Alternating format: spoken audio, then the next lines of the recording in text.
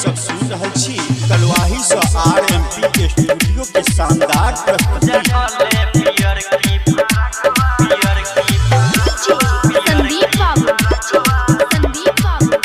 RMP अपन लोग अपन गीत मैया जी के भक्ति पदी तू ध्यान के बढ़ जतो ज्ञान बन जबा विद्वान के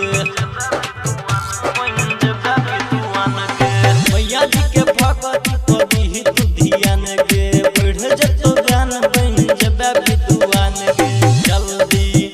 कोई जो तैयार लोको हाथ में थाली जल्दी कोई जो तैयार लोको हाथ में थाली पूजा कले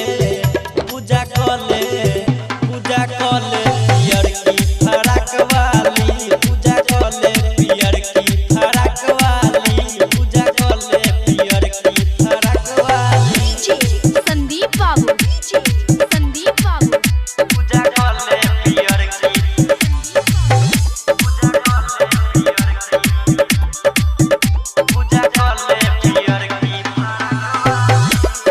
कले पियर की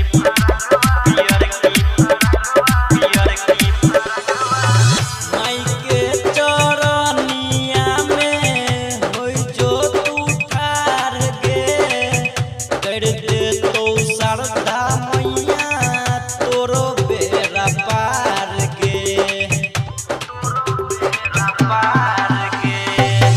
माई के चरनिया में होई जो तू ठार गे कर दे तो सरदा मैया तोरो बेरा पार गे कोइले जेतो गे भविष्य सुनै तोरो हाली कोइले जेतो गे भविष्य सुनै तोरो हाली पूजा कले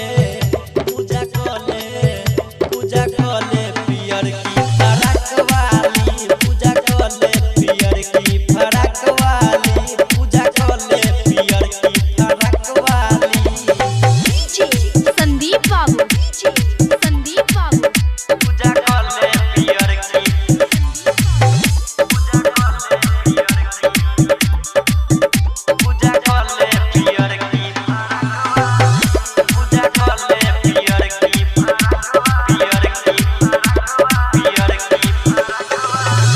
गबै छै सब देखी मैया के भजन गे सनी सुगंध मैया के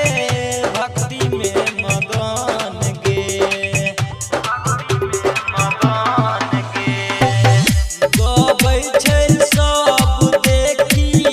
मैया के भजन गे सनी सुगंध मैया के भक्ति में मगन गे कृपा कगतोगे सुनै मैया बिना वाली कृपा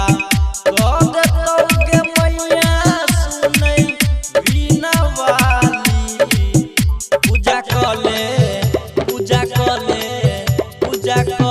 पियर की फराक वाली पूजा कले पियर की फराक वाली पूजा कले पियर की फराक वाली।